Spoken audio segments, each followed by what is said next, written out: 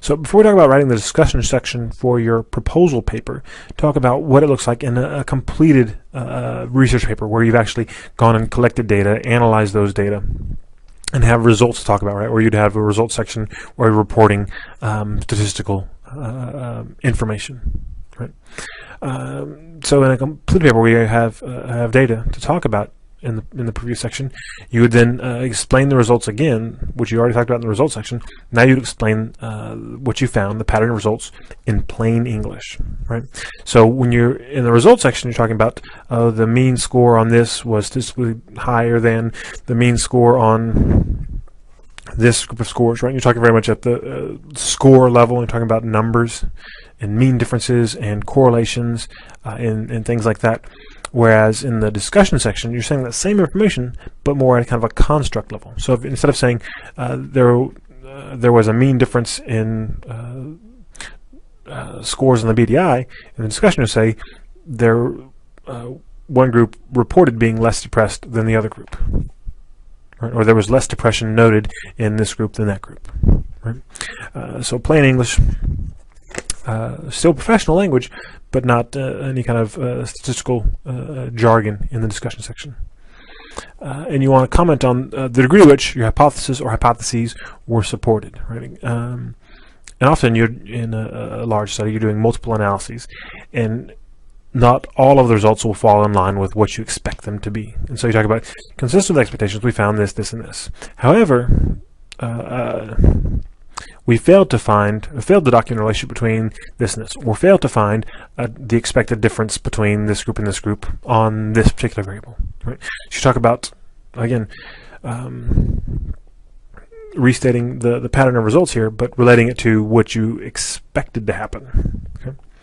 And then you're also in the discussion section going to be relating this pattern of findings to previous findings in theory, which are things you've probably talked about back in the introduction section already to kind of set up your study about why you expect to find what you are looking at.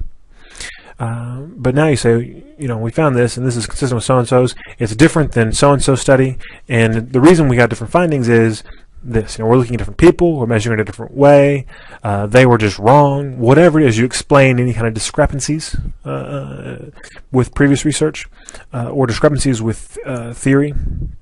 And sometimes you might suggest potential the need to modify a theory. The theory that is applicable here suggests that this should happen, and that didn't happen. We found the opposite, which suggests that the theory isn't always true. There's this sometimes, for some people, it's not true, and so you need to modify the theory to encompass these latest findings. Right? So once you've done that, you address aspects of the study that limit the validity of the findings, addressing both internal validity and external validity. Right? So we found this difference, we found this relationship, whatever, and then you say, okay, however, our confidence that this difference is true and accurate, right, which is internal validity, or that this relationship truly exists, may be limited because of this.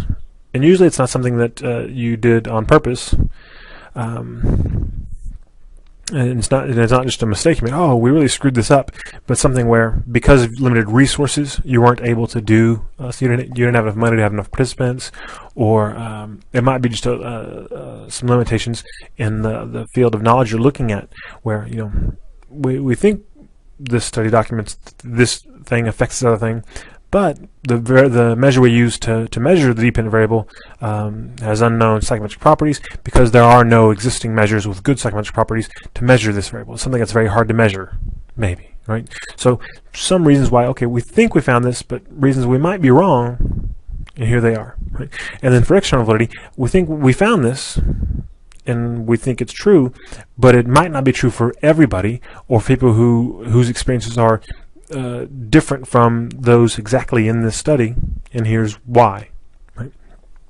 And if you can, when you're addressing those limitations, you always say, you try to counter your own doubting. Like, it's almost like you're debating yourself. Well, here's this limitation, but that limitation probably has little effect because we did this, right? We addressed that limitation already, or because it's not important in this study to generalize to other people, and other studies need to do that. So you address that. And then generally after that, you come back with, well, despite these limitations, and then you identify potential applications for the findings. So we found this, and so people should now go do this. People should live their lives differently this way. Right? Therapists should do this, firefighters should do this, whatever. You make some recommendations about what people should do differently based on what you found. Right? And usually the last thing in most research articles at the end of the discussion section will be some suggestion for the next step in research. So given what we found, future studies should concentrate on blah, blah, blah. And often this is tied back into limitations. Right? So if one of the limitations is we need to find that if this effect applies to this other group of people, then future research should look at whether or not this finding is can be replicated in people who blah, blah, blah, whatever this other group is. Okay. Now, in the proposal, a lot of overlap, but it's obviously going to be a little different because you don't have findings, and you're not going to make up numbers. Right? You're not going to make up a results section. You have a data analysis plan. We talk about how you're going to analyze the how you would analyze the data, and what the expected pattern of results is. And then a discussion section, you're going to do that same kind of thing, but instead of talking about explaining the pattern of results, you're explaining the expected pattern of results in plain English. So again, the same thing, you're talking at the construct level here.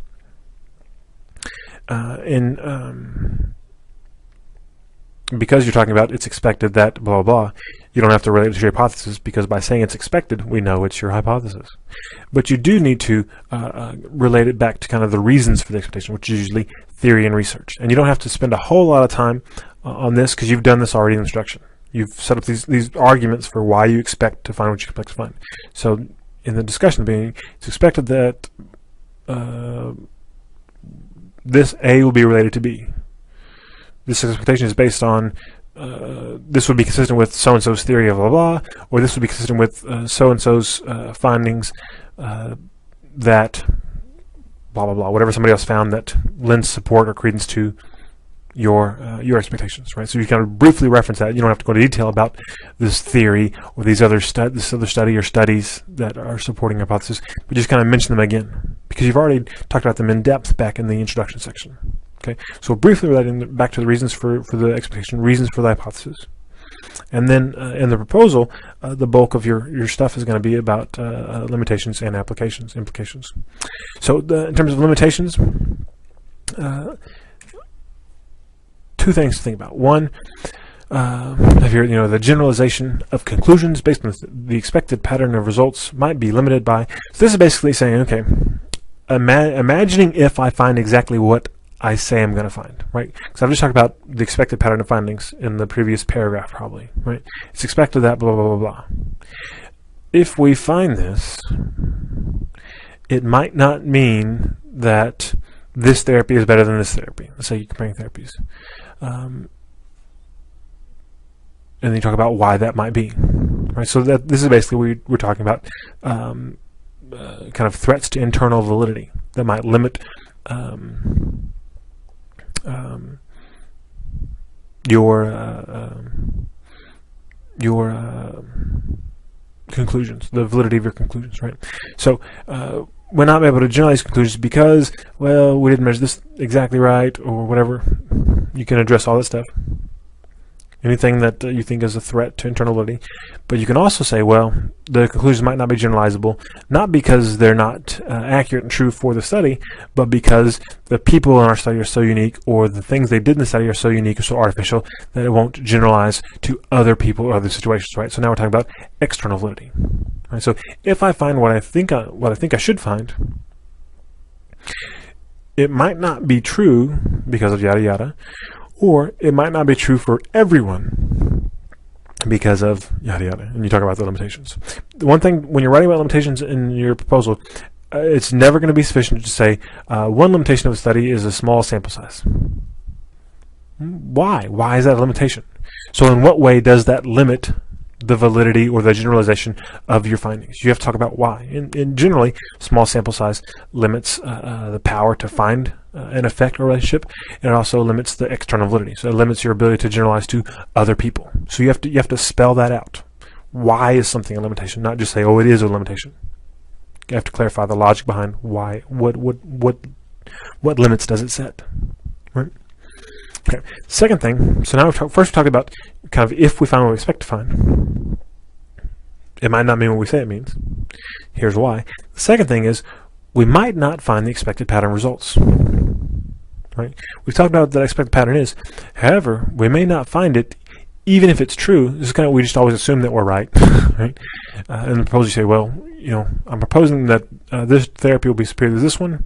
That may not be observed because, and then you can talk about why you may not find an effect, or you may not find a relationship. And again, these are still going to be limitations.